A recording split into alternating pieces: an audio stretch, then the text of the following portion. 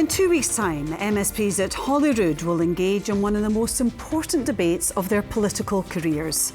They'll decide whether to back the general principles of legislation to allow eligible terminally ill adults to request medical assistance to end their own life.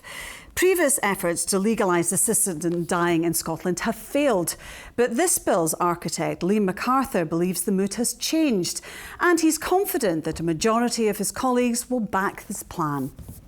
Today, a report from a Holyrood committee scrutinising the bill declined to recommend what MSPs should do in the Stage 1 vote. But if the bill passes that hurdle, the committee has outlined a number of areas it believes will require further consideration. Eligibility criteria. At the moment the bill proposes that 16-year-olds would be able to access assisted dying. The residency component of it needs clarification. There have also been concerns raised with us about the self-administration that the bill prescribes if someone were to progress to assisted dying, and there have been concerns raised about some people would not be able to do that, and what would healthcare professionals be able to do to assist someone to take the medication. There's also been concerns raised with us about conscientious objection and the protections that could or may not give to healthcare professionals who may or may not wish to be involved in assisted dying should that become legal. Well, we looked ahead to the big Holyrood vote with two MSPs on opposing sides of the debate, the Green member Patrick Harvie and Labour's Pam Duncan-Clancy. Perhaps we could start by getting you both to explain your positions. And Patrick, why are you backing the bill? Well, I've been a supporter of the principle that we should reform the law in this area for a long time now. A long time ago, I essentially inherited Margaret MacDonald's bill. She introduced the bill to change the law in this area in a previous session of Parliament, and she quite honestly knew that she wasn't going to see out that bill. She was herself facing the end of her life. And I took on the responsibility to see that bill through. But even before then, I'd been a strong supporter of the principle that our lives belong to us as individuals. And we have a right to make a decision, particularly, and I think even more acutely, at a time when life is throwing the most difficult circumstances at us. If people are facing the end of their lives in extremely distressing circumstances, it's more important than ever at a time like that we're able to make choices and be in control. That's what the legislation is intended to achieve. And I very much hope that MSPs, at the very least, pass it at stage 1. That allows us to agree the general principles, and then we can get into a debate on the detail, because I think many members have constructive ideas about how they would like to see this working in practice. Pam, you won't be backing it. No, I'll not be backing the legislation. And I'd make 2 points on the basis of what Patrick has just outlined. First of all, the point about our lives are our own. For disabled people, the reality is that in so many cases, their lives are not their own. They don't have the control over their own lives because they're dependent on a large to a large degree, a lot of social support from social care services and other services of the state and other people a lot of the time. And so their lives are not independently their own as we would want them to be. And in fact, the oppression that disabled people and others face across society is such that in some cases this is why I fundamentally believe the choice is not about a principle in this legislation. We're actually looking at whether or not we think we should make legislation that would make it easier to get support to die than to live. And that's not why I got into politics. I don't think it's why others got into politics. And I think that fundamentally we can never put enough safeguards into this legislation to ensure that the internalised ableism, that internal coercion that people can put upon themselves could be safeguarded against in this bill. And that's why I cannot support it. I mean, Patrick, what's your response to that? I mean, Pam is saying there can never be enough safeguards in place.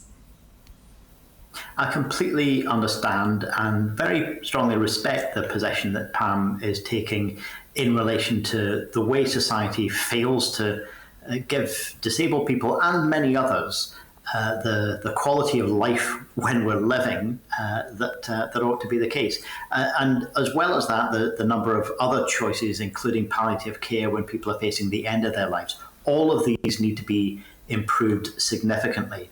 But my point is that however much we can improve those things, we're never going to live in a utopia where every conceivable problem at the end of life can be solved or addressed. And I don't think it takes away from the principle that people should be given a degree of control. And also I look at the jurisdictions, the other countries around the world which have already legislated in a similar way to what's being proposed here. And actually you see a significant amount of examples where once the legislation is in place, it not only increases the pressure on politicians to invest in those other priorities that should be done at the same time as. This isn't about choosing one or the other, it's about doing both. It increases the pressure on politicians to invest in those things, but it also culturally just normalizes the fact that people have discussions about the end of life and actually improves the ability of people to access that kind of care when they need it. And Pam, shouldn't a person be allowed to decide for themselves if they want to end their own suffering if they are terminally ill? So much of what people consider to be suffering is, of course, subjective. And a lot of the discussion that has been had around this bill, and indeed the committee report that was published today, picks out some of this discussion. But so much of it is subjective about whether or not somebody thinks that the condition in which they might find themselves would require that they would rely on others to provide support. Now, I rely on other people to provide me support to do absolutely everything, from getting up in the morning to going to the toilet to getting dressed, and performing my work and everyday tasks.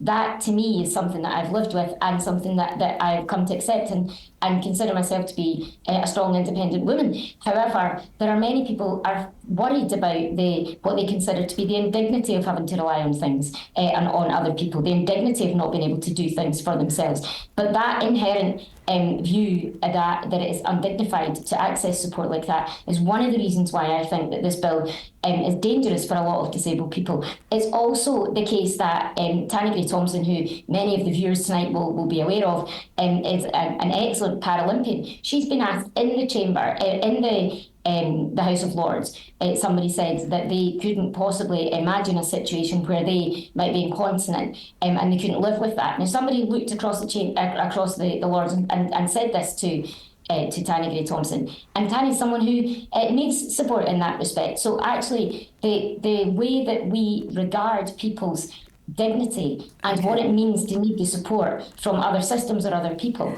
is so obscured in society that I find it very, very worrying that we would legislate on this. And Patrick talks about the point from other countries and how it's normalising what we would do at the end of life.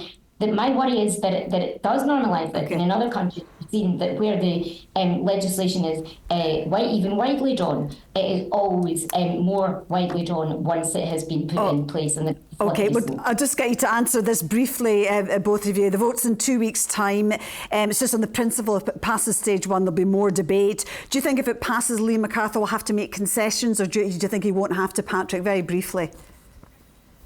I think Liam has already indicated he's willing to look at proposals to change the bill. That's a perfectly normal procedure, and I'll welcome the opportunity if Parliament can get into debates on the detail. Okay. We're only going to be able to pass the best law we can if we get past the stage one debate, and if we do that, there will be a number of people who don't have to face intolerable suffering in the last days, weeks or months of their lives. And Pam, just very briefly, is there anything Liam McArthur could to do to kind of win you over to make this more acceptable if it got past stage one? Very, very briefly. No. No. Well, couldn't ask for a briefer answer than that. Pam and Patrick, thank you both very much indeed for joining us this evening. Thank you.